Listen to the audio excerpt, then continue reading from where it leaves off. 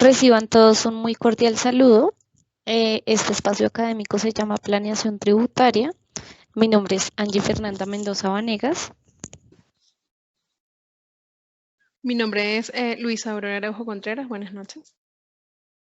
Y mi nombre es Andrea Catalina Beltrán Amaya. El día de hoy vamos a hablar acerca de las operaciones transnacionales, de la planificación tributaria agresiva y por qué razón estas operaciones son consideradas una herramienta de planificación agresiva. Bueno, para dar lugar a esta pregunta, vamos a definir lo que es una operación transnacional.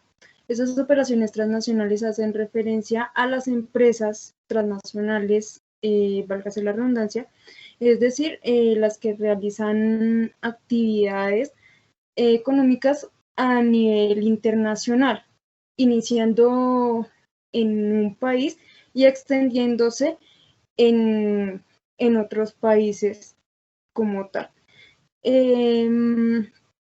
De estas operaciones transnacionales también cabe destacarse que suelen tener un enfoque globalizado y también buscan maximizar sus utilidades, aplicando estrategias comerciales a través de la planeación tributaria y siendo controlada como tal desde una principal o una matriz. Estas empresas como tal buscan aprovechar ventajas con respecto a los costos de producción y el comportamiento de los consumidores locales, el régimen tributario, cadenas de distribución, bueno, entre otros. Algunas empresas transnacionales pueden ser como más sonadas, Pepsi o Johnson Johnson o Bayer, Apple, Samsung o Volkswagen.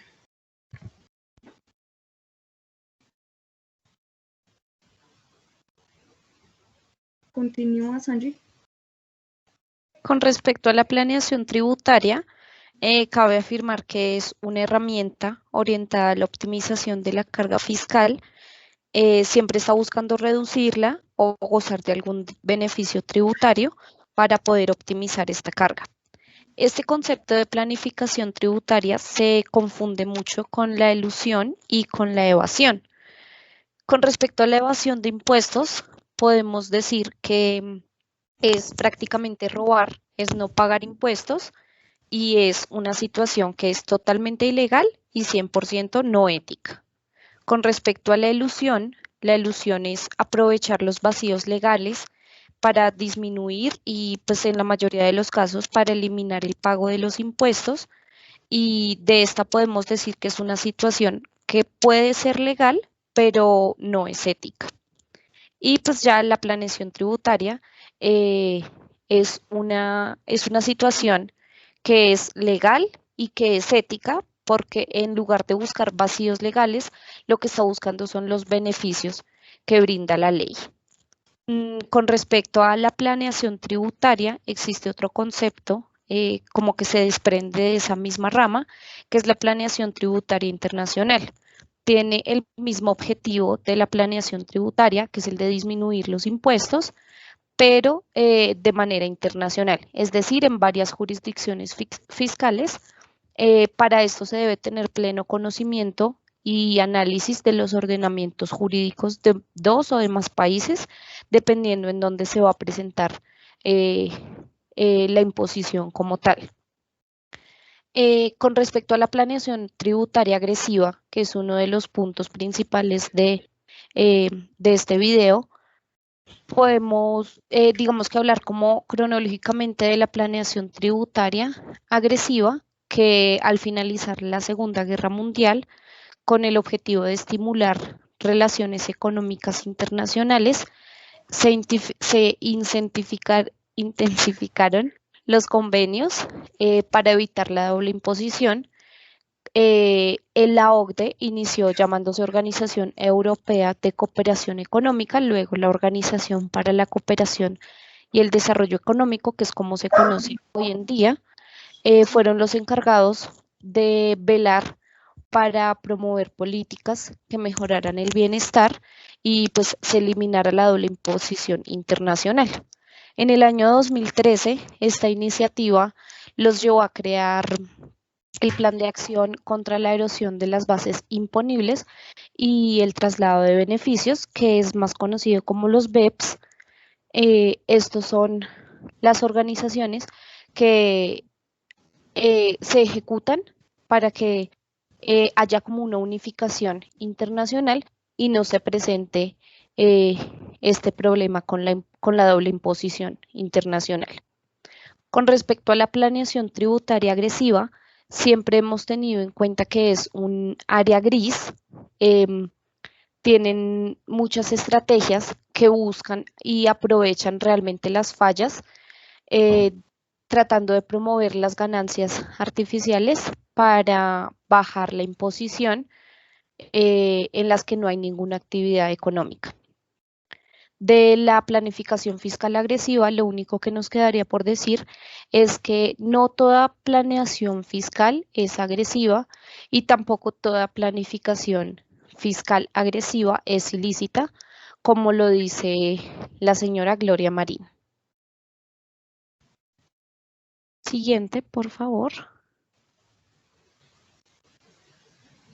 Ok, continuando con nuestra exposición, tenemos por qué la Administración Tributaria considera que las operaciones transnacionales son herramientas de planificación tributaria agresiva.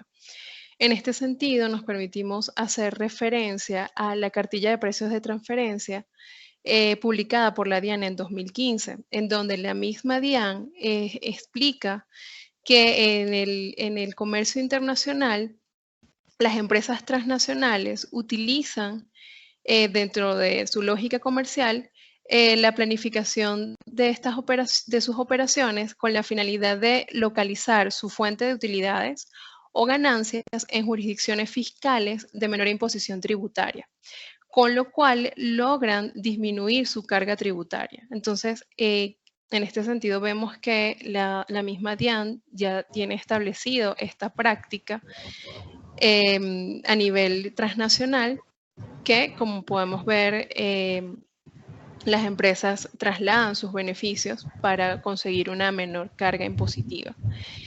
Un ejemplo de esto lo tenemos o se encuentra en el caso de compañías multinacionales que, como Google, obtuvo en 2011 ingresos muy elevados de aproximadamente 38 billones de dólares y utilidades de 10 billones de dólares, y a pesar de que tuvo ingresos tan elevados, su tasa efectiva de tributación en ese año fue de 2,4%, siendo que la tasa legal en Estados Unidos era de un 35%.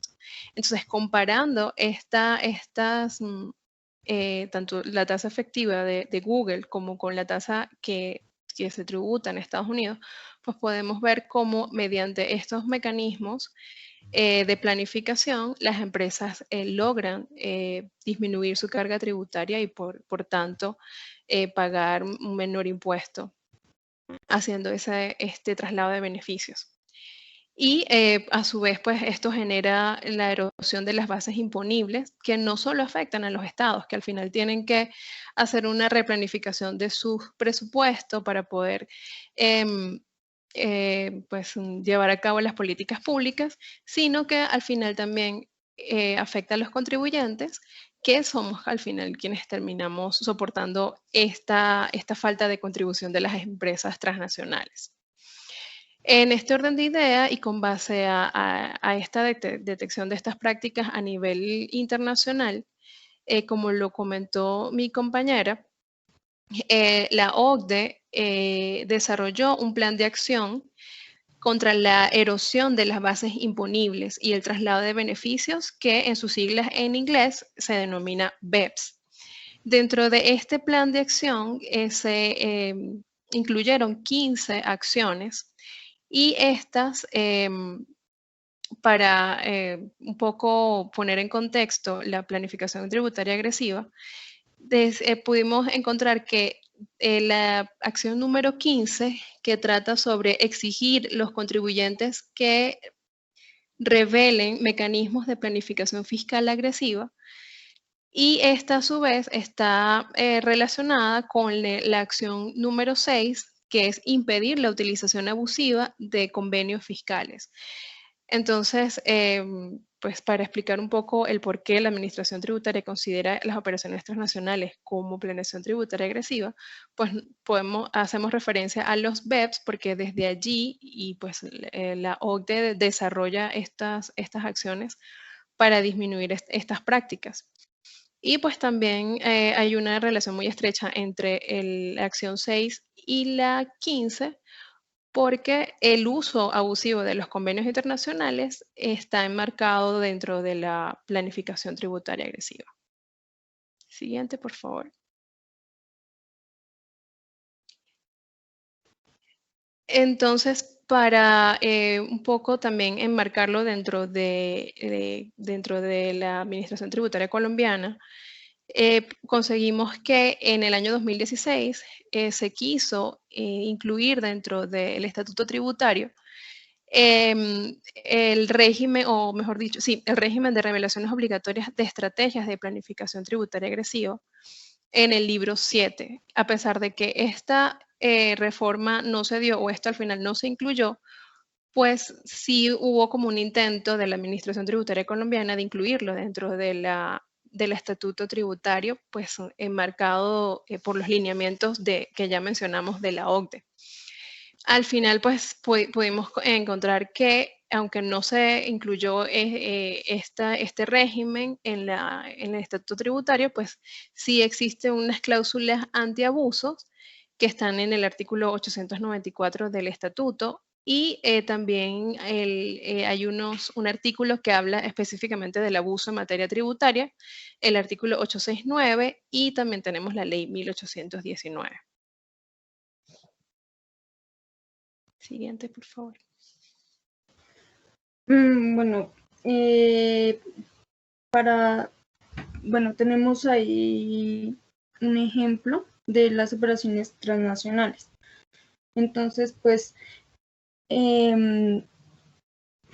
todo se basa bajo un mismo dueño que va a tener la empresa en Colombia, y otra va a ser en otro país.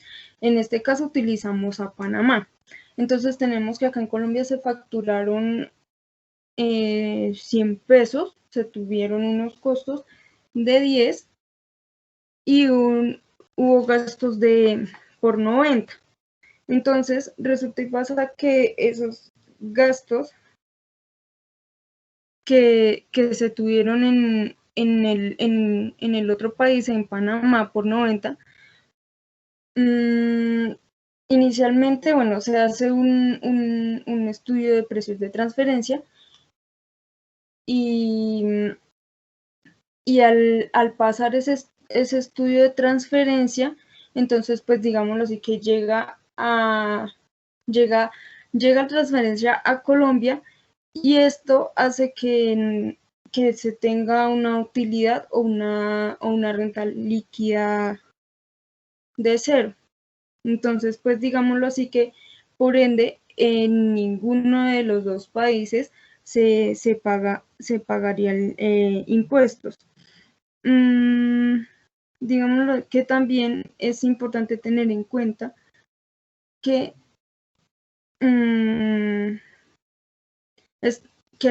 hay que tener en cuenta la entidad del CRS, que es la es una institución que se hace como un acuerdo multilateral para el intercambio de esa información, de esas cuentas. Y también, pues, eso para tener en cuenta que para prevenir las evasiones fiscales y esto pues también a través de los reportes de información a las instituciones financieras y a las autoridades tributarias de cada país. Sí, y bueno, como complemento, pues también se puede decir que dentro de esta figura que mi compañera acaba de explicar, pues esta fundación que está creada en Panamá hacen que, pues a través de diferentes medios jurídicos, hacen que el dueño no figure como beneficiario efectivo y por tanto la DIAN no lo puede detectar. Entonces al final pues se diseña un conjunto de estrategias de tal forma de que las revisiones de la DIAN no puedan detectar este tipo de situaciones.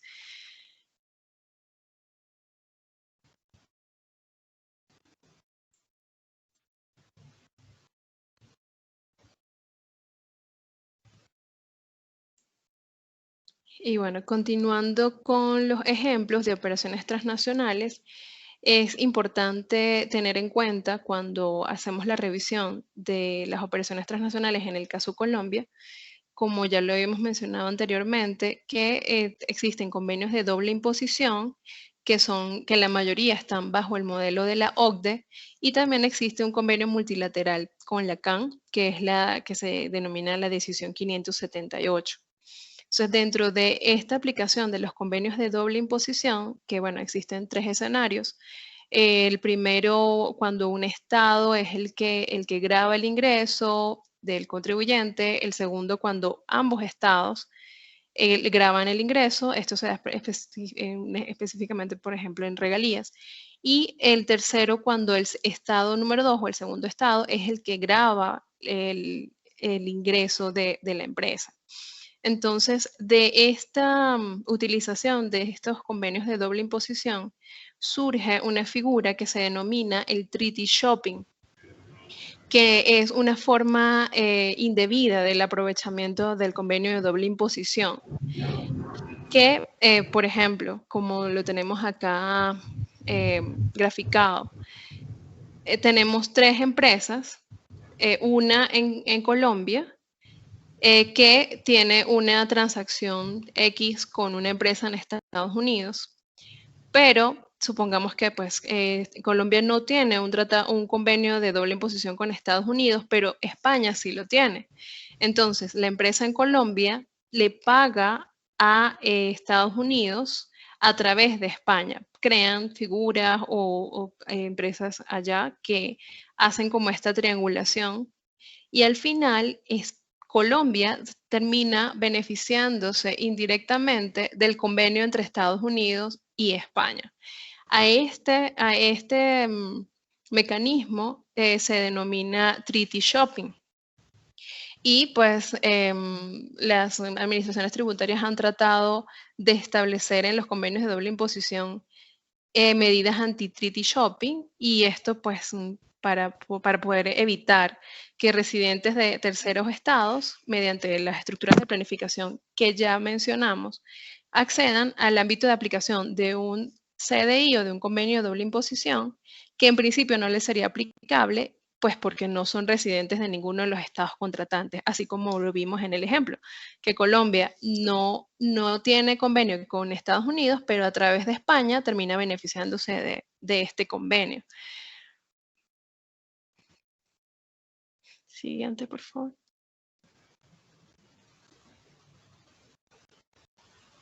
Y bueno, para terminar, quisimos hacer mención a disposiciones normativas en Colombia que es importante que tengamos en cuenta, de que existen y que debemos conocer. Y es, en primer lugar, el régimen de entidades controladas del exterior, que está dentro del Estatuto Tributario colombiano. También la retención en la fuente, pues debemos como procurar que la retención en la fuente se haga lo más efectiva y de la mejor forma posible. También existen los precios de transferencia, o el régimen de precios de transferencia, que también está dentro del estatuto tributario. Y hay una cuarta opción, que es el intercambio de información tributaria, que esto se hace a través del el Common Reporting Standard, el CRS, que es el estándar común reporte que estableció la OCDE, con la finalidad de que las jurisdicciones consoliden información financiera y se compartan entre ellas esta información. Entonces, pues es importante tener en cuenta de que en Colombia tenemos estas disposiciones normativas para efectos de las operaciones transnacionales.